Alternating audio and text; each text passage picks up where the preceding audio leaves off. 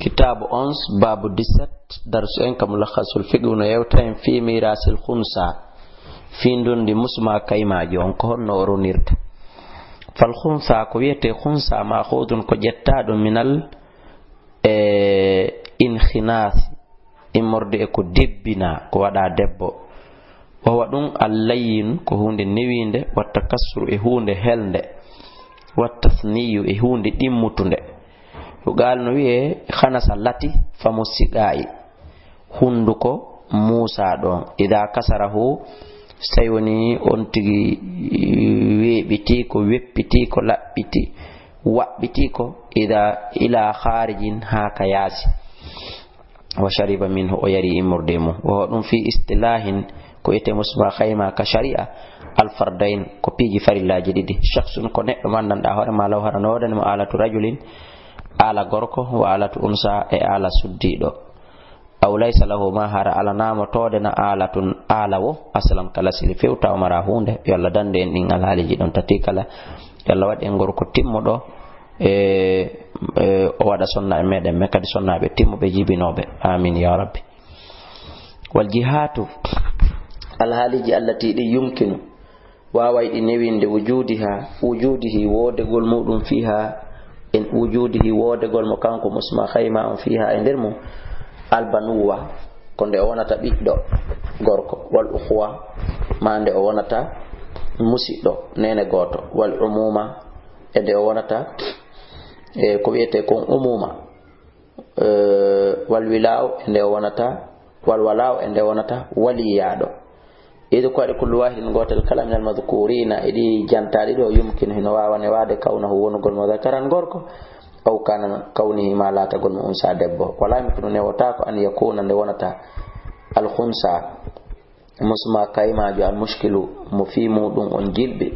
ne wata ko nde wonata aban baba wala umman wonane wala jaddan wona mama sor wala jaddatan wona pati idu ko di law kana kadhalika stayoni ko gonga ko musma kayma la tadah amru wara fi hake makkon wata labude falam yabqa heddo o wona li hande kad muskilan jilbudo stayoni baba goddo aray andama ko gorko aray o jilba so woni nene goddo ma pati goddo aray o jilba andama ko debbo wala yumkinu ne watako kadhalika wanuni an kadhalika sifadun don an yakuna de wonata al khumsa musma kayna al mushkilu jilbudo wala yumkinu ne watako kadhalika wanono an yakuna de latato al khumsa musma kayma jon al mushkilu jilbudo ne watako kadi de wonata zawjan modi bo wala zawjatan wana bengo li'annahu sabukoni la yasihu sallata tazwijihi okugol on don bengo madum okugol on don goddo wadamo bengo madama mushkilan an tan fi makko hinu jilbi wagad khalaqa Allah gam di Allah tagi bani adam bi adam be dhukuran wa inasan wadi be worbe rewbe kama qala ta'ala wa la dali ya ayuhan nasu taqu rabbakum alladhi khalaqakum min nafsin wahida wa khalaqa tagi minha makki zawjaha bengo makki wa batha ursakiti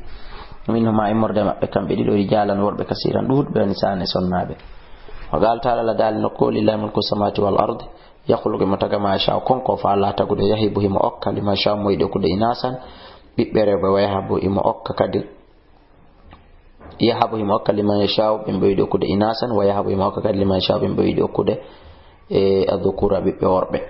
وقد بينا gomdi bangeni subhanahu mulabal wodani Allah hukumun nyaawre kullu wahidin minhuma gotel kala mabbe kambe dido walam yubayyin o bangenali hukumun nyaawre man huwa o motata kanyum zakarun ko gorko wa unsa ko debbo alla banginal nyaawre onno fadalla ino tindini ala annahu edo wonde dun don la yitamaul wasfani wonde sifaji dindi wawata hawtondirde fi shakhsin wahidin e der neddo goto goddo wata wonde ko gorko ko debbo ko be wona gorko tum ma wona debbo tum ma wona na o hunde o kayfa ko non yutata wawete andirede wawete ardede dalika idun don wa bayyanahuma e bangengol dun don modadatun non daygiri no jalbiri wakati ja'ala subhanahu wa ta'ala kom de Allah tito don wadi litamyizi fi sendinirgol baynoma kon mabbe alamatun mandeji mumayyizatun sendindiraydi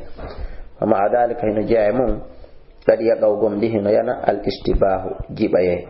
ben yujada nde wodanta li shakhsi wonande neddon alatu dhakarin alhaali gorko wa alati unsa e ala debbo no wawa wonde kono waqadaji mal ulama gomɗi jomiraɓe ganda ɓen fottani ala anna al khunsa wonde ko wiyete ko musma kayma yuras oronay bi hasbi ma yuzharu fihi embere ko feeñi kon e makko min alamatin immorde mandeji mumayyizatin sertuɗi fa masalan misal in baala so tawi woni ka woni bawlirde ɗon ka bawle ɗe woni yaltirde ɗon on acca hakke min haythu ya bulu rajuli ko nokkuga gorko on bawlirta ɗon himo mari farju debbo kanko himo mari kadi awra gorko kono taskete si tawi woni himo bawlude bawle ɗen si tawi ka awra gorko on ko ɗon awra bawle makko ɗen yaltirta wara samirasu rajulin haray ko yoronirno gorko ronirta haray hukuma makko ko gorko fa in baala so bawliri min haythu tabulul unsa nokku farju ka sonnajo on bawlirta ɗon wara sa haray o ronay mirasa unsa dondi o sonnajo ronirta li anna dalalatul bawli sabu dalil bawle ɗen alla dhukura woni e hoore mande gorko yagal awil an wisa ma e mande debbo yagal min awdahi ka ɓuri laaɓirde wo addalalatu dalil on wa ammoha e ka ɓuri huɓitirde wo li wujudi ha sabu wodegol makko kanko neɗɗo min as-sakhiri wila ka pay kun yagal wal kabiri ha ka mawɗo yagal fa bawlu bawle makko de min ihdal alatayn pellet ko e gotel al haaliji ɗin ɗiɗi woni yaltirde wahada ha kañum tun wona e ɗiɗi kala yadullu no tindina ala annahu e dow ɗum ɗo min ahliha ala annahu e dow wonde o ɗo neɗɗo min ahliha ko jeyaɗo e yimɓe ɓe bawle ɗen yaltiri ɗen e hella awra mum on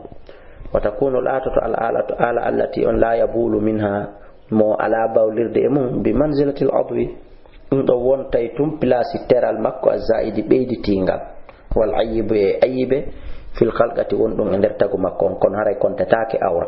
wonay tum ɗum ɗon ko pihum noti kummo ɓeyditi kummo mo mari ayibi hum seeɗa ka tagu makko kono haray hollali kun ɗon taskati awra par ce que kun ala bawlirede fa in baala si tawi noon o bawliri minal alatayni ma an alhaali e mandeji ɗin ɗiɗi kala e awraji ɗin tawi o jooɗi ke bawlugol yaltirayɗa bawle ɗen ɗe yaltirayɗa kadi he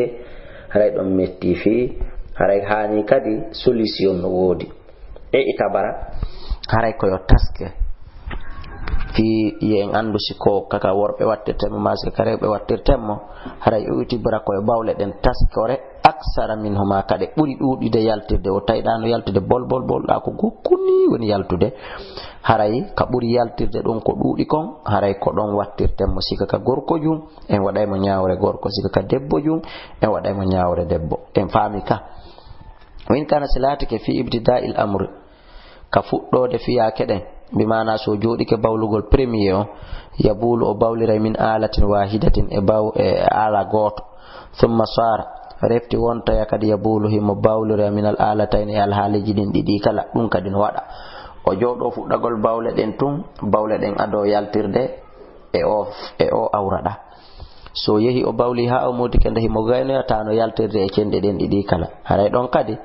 e itabarnal alata haray en taskoto considéren ala allati on ibtata al bawla mo fuɗɗori bawle ɗen min ha e muɗum so tawi kaka gorkojum haray en wattiraymo ka worɓe so tawi kaka debbojum en wattiraymo ka rewɓe fa in istawatil alatani si alhaaliji ɗin ɗiɗi non feppi fi khurujil bawle e yaltugol bawle ɗen min huma e majjum waqtan e waɓutu goto wa kamiyatan eno timmini tawi ila o jooɗi bawlugol ngol ha o gayna bawle ɗen yaltirayɗi ɗiɗi kala no fota ter hunde adotako ɗuma hunde sakkitotako ɗuma hunde kadi ɓura ɗuma fa innahu haray koni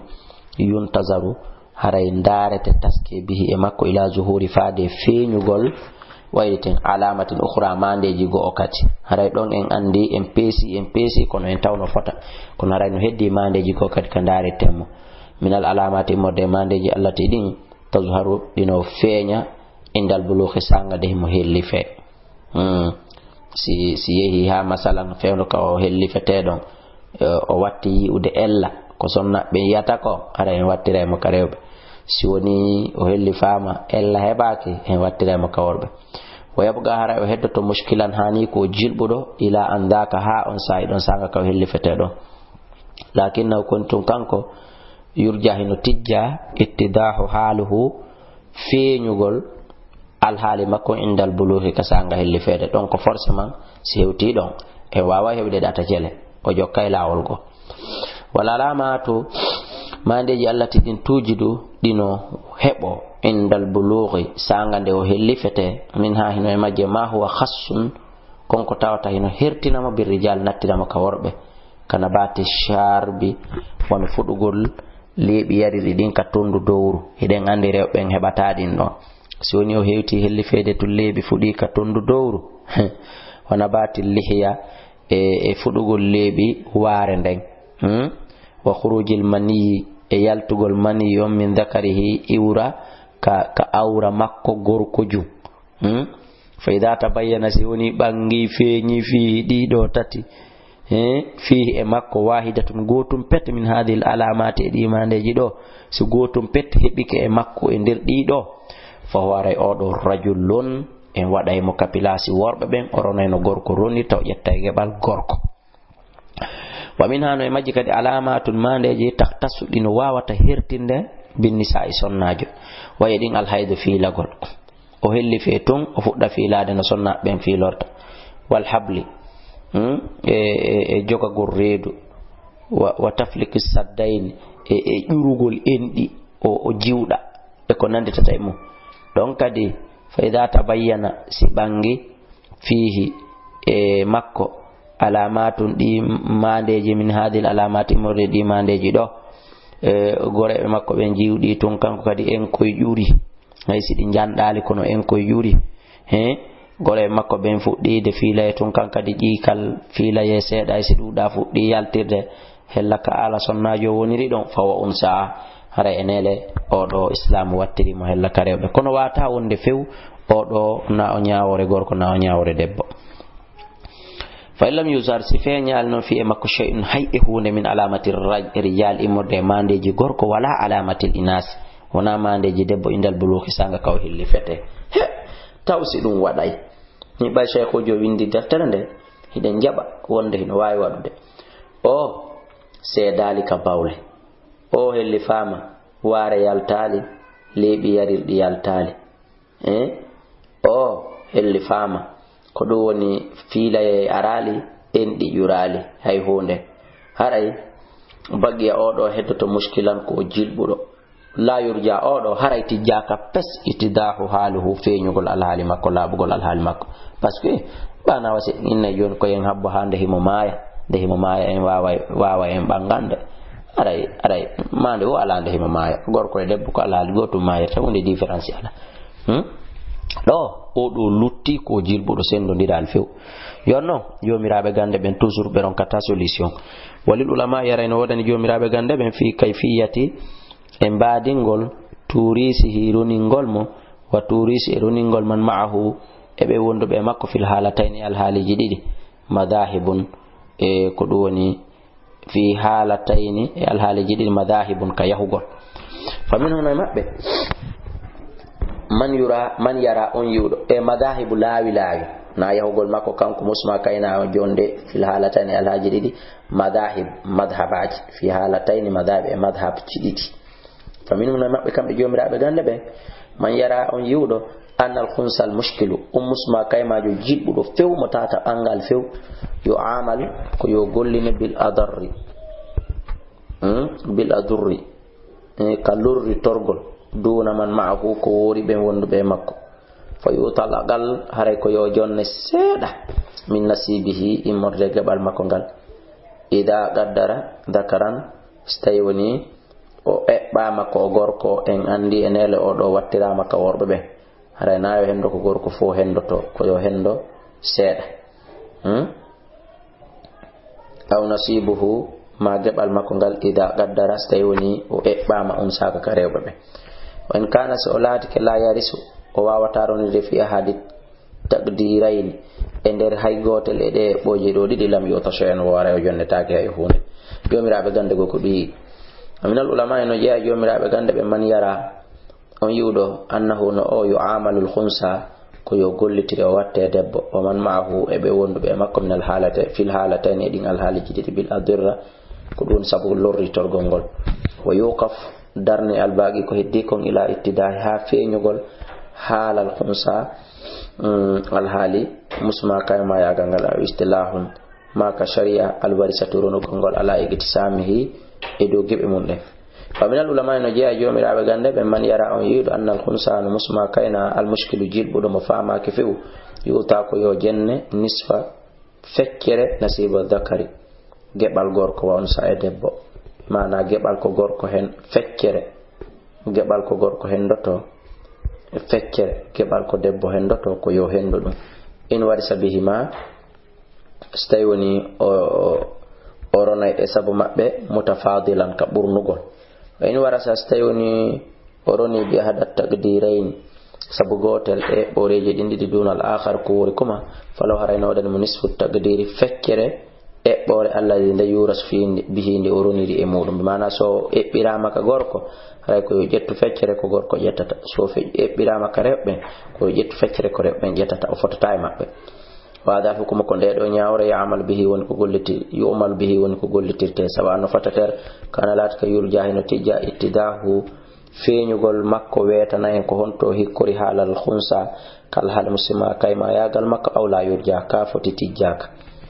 aminal ulama no jaa jomirabe gande ko kad man yarabe yube tafsil sendidirgol fa in kana silat ka yurja heno tijja ittidahu feeñugol halal khunsa al hal muslima kayma yagangal awmilun haray koyo yowe